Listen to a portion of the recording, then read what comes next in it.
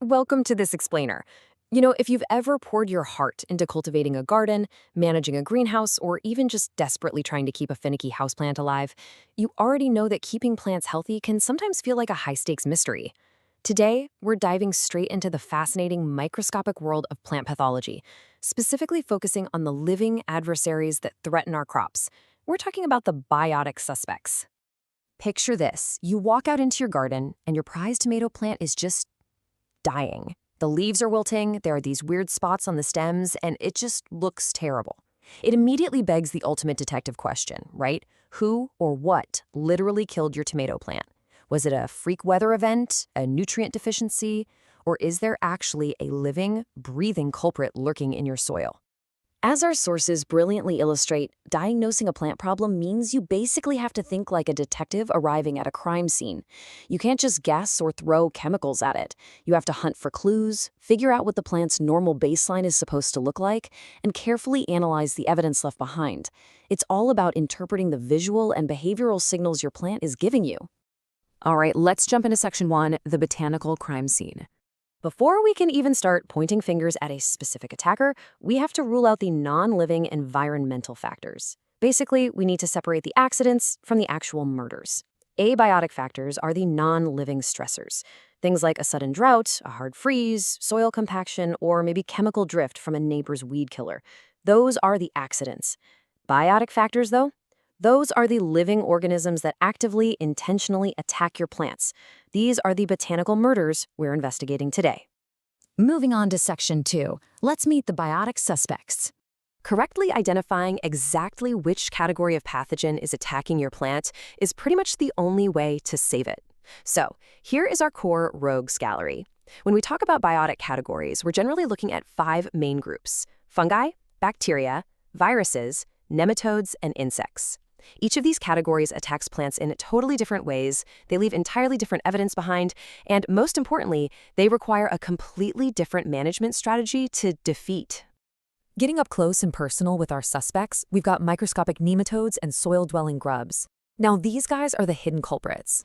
Because they live entirely underground, they completely compromise the root system.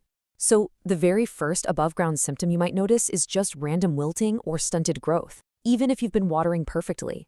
It's incredibly frustrating. Now, moving above ground, the evidence gets a bit more obvious. Hornworm caterpillars, translucent larvae, these insects represent the herbivores that cause distinct physical damage to the leaves and stems. They chew, they mine right into the tissue, and they leave behind undeniable physical evidence of their feast, which totally sets them apart from the more microscopic pathogens. But what if you literally can't see a bug anywhere? Well, surprisingly, fungi are actually the most common horticultural pathogens out there. They cause localized damage by literally dissolving plant tissue with enzymes. If you're inspecting a sick leaf, look closely for dry lesions with really clearly defined borders. And as the fungus progresses, it often creates these concentric, bullseye-looking target rings. That is a classic telltale sign of a fungal blight. You might even spot the actual fungal growth, like gray fuzzy spores or white powdery mats on the leaf surface. Okay, so if it's not a fungus, you could be dealing with bacteria or a virus, and their modes of attack are wildly different. Bacterial infections, they often result in this gooey slime, really foul-smelling soft rots or spots that start out looking water-soaked before turning brown and crispy. Viruses, on the other hand, usually don't cause rotting at all. Instead, they systemically hijack the plant's genetics. A virus will create weird, twisted, distorted growth, or display what's called a mosaic pattern, which is this intermingled, chaotic mix of normal green and sickly yellow patches all over the foliage.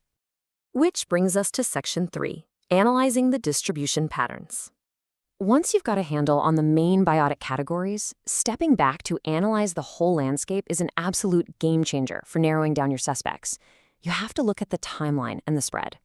Abiotic, non-living damage usually happens incredibly suddenly and hits several totally different plant species all at once, like a late frost that just wipes out your whole garden overnight. Biotic diseases, though, they are biological. They start small and localized hotspots, they spread progressively over time, and they usually only target one very specific plant species or family. So think about it like this. If the damage is perfectly uniform, maybe following a straight line right where a tractor drove, or only happening in a low-lying area where water pools up, it is almost certainly an environmental abiotic issue. But if the damage is totally random, clustered, or you can actually see it actively spreading from a single hotspot to the neighboring plants, you are dealing with a living, reproducing biotic pathogen for sure. Section 4. Finding signs and symptoms. To gather our forensic evidence accurately, we absolutely have to differentiate between what the plant is feeling and what the pathogen is actually leaving behind. A symptom is basically just the plant's distress signal, its physical response to being stressed or attacked. If a pathogen destroys the root system, the plant's response, the symptom, might be wilting or a yellowing of the leaves, which we call chlorosis. The symptom tells you, hey, I'm sick, but it doesn't necessarily tell you who the attacker is, right? Because a plant can wilt from a lack of water just as easily as it can wilt from a root-destroying nematode. But a sign? A sign is the smoking gun. A sign is the actual, literal, physical presence of the attacker itself. We're talking about the insect itself, the cast-off skins of larvae, insect droppings, which are called frass, bacterial slime, literally oozing out of a cut stem, or fungal fruiting bodies like spores and little mushrooms. Finding a true sign gives you a direct, undeniable link to the exact biotic category causing your problem. So if you take away just one crucial point from our sources today, let it be this exact distinction. Signs are the organism itself, while symptoms are merely the plant's response to that organism. Whenever you submit a plant sample to an extension lab for a professional diagnosis, those experts are explicitly hunting for signs to confirm the true cause behind the symptoms. Now, when you're out there assessing symptoms in the field, keep an eye out for these specific distress signals. Blight is a very rapid death of plant tissues. A canker is a sunken, dead, woody area on a stem, usually right where bacteria or fungi have infected a wound. Chlorosis is that classic overall yellowing we mentioned earlier. Mosaic patterns, as we know, absolutely scream viral infection. And wilt is a massive red flag indicating that the plant's internal water transport system is under siege. Distilling this whole expert diagnostic process down into something you can actually use, you just need to follow these 4 actionable steps to investigate any botanical crime scene. First, know what's normal for your specific plant. Seriously, don't mistake natural fall color change for a deadly disease. Second, map the spread. Is it random or is it uniform? Third, grab a magnifying glass and hunt for both your signs and symptoms. And finally, synthesize all that evidence to pin down whether a fungus, bacteria, virus, or insect is the real culprit. And finally, Section 5, closing the case. So why does all this matter? Why go through the trouble of playing detective just to categorize a plant problem? It matters because correctly identifying the specific biotic category is literally the only way to stop the spread. If you have no idea whether a fungus, a bacteria, or an insect is causing your damage, you just can't implement the correct defense. Spraying an insecticide on a fungal leaf spot isn't going to do anything but waste your time, waste your money, and potentially harm the environment. You absolutely have to match the solution to the specific biotic suspect to save your harvest.